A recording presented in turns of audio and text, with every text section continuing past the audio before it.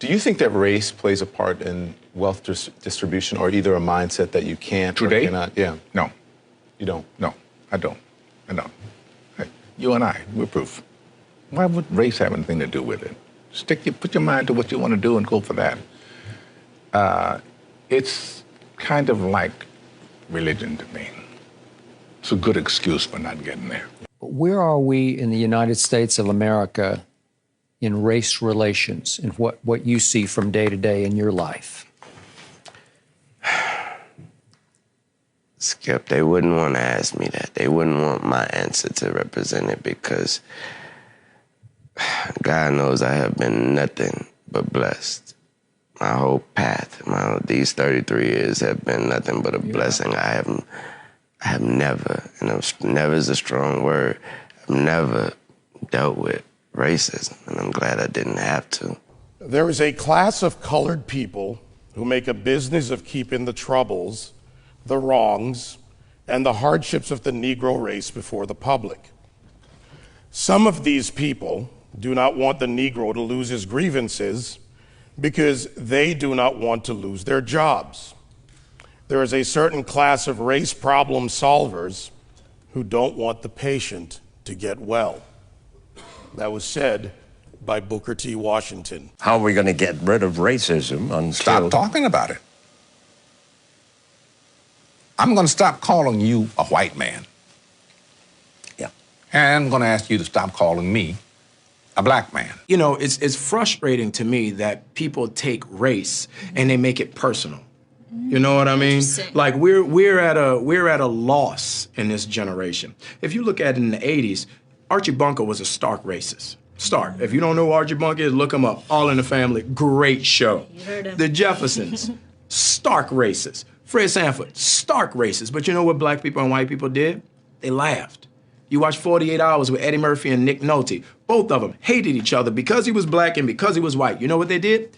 They laughed. But I asked you what the racial breakdown was of your audience. Do you remember this? And you told me the only black face you could see in the whole audience was your makeup artist. I believe that's what you said, and she was in the front row, right? A lot of white kids love rap. Yes. Explain that. What does that say to you? What's the message of it? What's the bigger picture of it?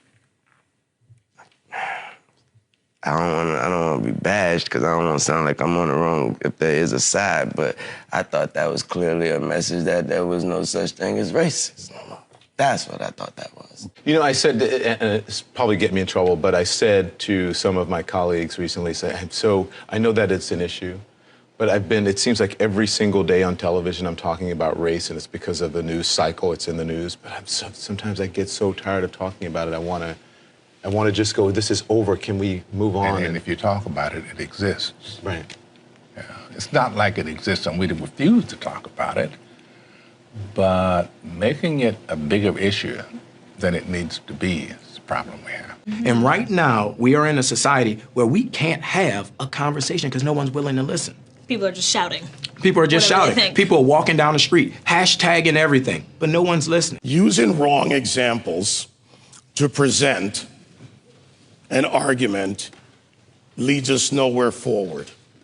I understand the emotion, and I respect my opposition, but when you go into the areas of making false charges and living in the past, you do not address the issues of the present. And, you know, incarceration rates in America has been a problem, especially as opposed to minorities. And Roman delves into the issues around the legal system. Do you think we've made any headway in the legal system? I think it's more important to make headway in our own house. By the time the system comes into play, the damage is done. They're not locking up 7-year-olds. In the 1960s, 80+% of blacks were two-parent homes. Today, that is reversed completely the other way. I was in Chicago a couple of 3-4 weeks ago, and we saw these little kids on bikes with masks on the side of their head, like 5 or 6 of them. And the driver said, yeah, they're little yummies. I said, who? He said, little yummies. Look up, Google Lil Yummy. Lil Yummy was an 11-year-old murderer. Wow. And you look at his picture, you'll see the headshot of him, and he's like this.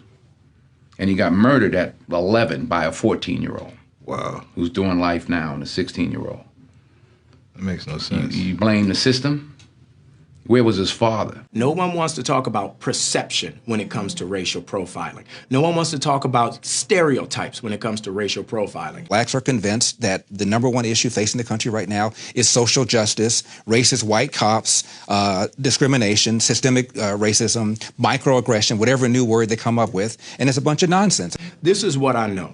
I'm a certified scuba diver. My first day of class, they told me this. When you're in shark-infested waters, everything in that water is considered a threat until proven otherwise. If it's a guppy, it could be a shark until you know it's a guppy. And I think as black men, we need to realize we're in shark-infested waters. And if we don't sit our young men down and we don't talk to them about perception, and we don't talk to them about stereotypes, we're doing them a huge disservice. It starts in the house. It starts in the home. And yeah, well, my father got locked up. Well, where was his father? Yeah. You know, like I did talk about my three closest friends, and they did, 15 to 25, one did 28, this and that. I was the only one of the three that had a father in my life, even though my parents were together. But I still had a father who was a gentle man and a good example, and they didn't. We can blame the system if we want, but they didn't lock any of us up at 7. Yeah. We were all doing enough to get locked up at 13. My parents sent me in another direction. They didn't have anybody to help them, and they kept doing what they was doing, and the system got them. So I don't. The system is rigged, but why? All the more reason not to help it. The number one problem domestically facing this country is a breakdown of the family. And President Obama said it. I didn't. A black kid, or kid, not just a black kid, a kid raised without a dad is 5 times more likely to be poor and commit crimes, 9 times more likely to drop out of school, and 20 times more likely to end up in jail. So you're far more likely to end up in jail without having a dad than you are because of a white racist cop. Prime example, I got pulled over by the police, come over to my window, flash his light in my face, hand on my pistol. I can handle that 2 ways. I can start yelling and screaming and tell him he a racist and he don't know me. You doing this wrong. Or I can say, yes, officer, no, officer, or we done, officer. And both of them are going to have drastically different outcomes. Half the homicides in this country are committed by and against black people. Last year, there were 14,000 homicides, not talking about suicides, I'm talking about homicides. Half of them were black, 96% of them black on black of that 7,000. Where's the Black Lives Matter people on that? What happens with young black men, everything is susceptible to the question of your manhood. And what's going on in these streets ain't got nothing to do with my manhood. Interesting. If I'm gonna fight a police, I'm gonna fight him in a controlled environment, a court of law. I'm not gonna fight him on the streets. In Baltimore, where Freddie Gray was killed, Freddie Gray died in a van. I shouldn't say was killed, died in a van. Yeah. You have a city that's 45% black.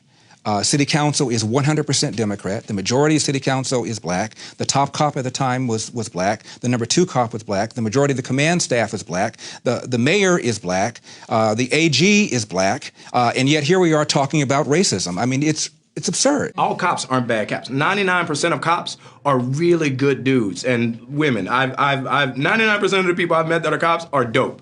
I have a lot of friends that are cops. But that 1%, that's the problem. And you want to give yourself every opportunity not to end up a statistic. 965 people were shot by cops last year and killed. 4% of them were white cops shooting unarmed blacks. In Chicago in 2011, 21 people were shot and killed by cops. In 2015, there were 7. In Chicago, which is a third black, a third white, and a third Hispanic, 70% of the homicides are black on black. About 40 per month, almost 500 per year last year in Chicago, and 75% of them are unsolved. Where is the Black Lives Matter on that? The idea that a racist white cop shooting unarmed black people is a peril to black people is BS. Black History Month, you find Ridiculous. why? You're going to relegate my history to a month? Oh, come on. What do you do with yours? Which month is White History Month?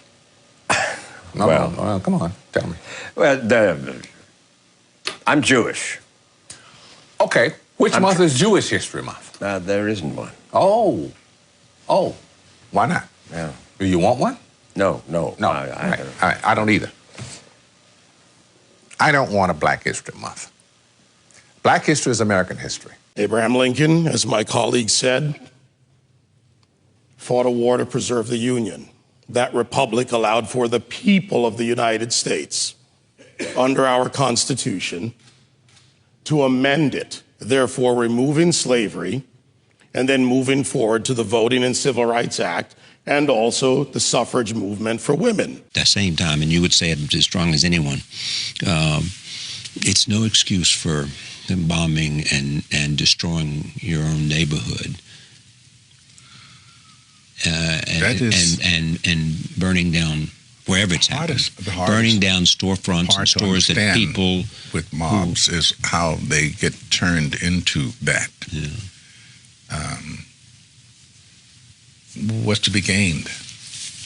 You know, if you stop for one split second to think, burning and looting doesn't help you in any way. I understand y'all upset, but like it was already said, I doubt y'all and y'all half as upset as I am. So if I'm not over here wilding out, if I'm not over here blowing up stuff, if I'm not over here messing up my community, then what are y'all doing? I will always continue to say that riots are socially destructive and self-defeating. I'm still convinced that non-violence is the most potent weapon available to oppress people in their struggle for freedom and justice. I feel that violence will only create more social problems than they will solve. Let's switch it up, y'all. Let's switch it up. Do this peacefully, please. My brother moved here from Houston, and I used to talk to him on the phone. He loved it here. He started driving truck. He was good. So I highly doubt. No, I don't know. I know he would not want y'all to be doing this. So I will continue to condemn riots and continue to say to my brothers and sisters that this is not the way. Continue to affirm that there is another way.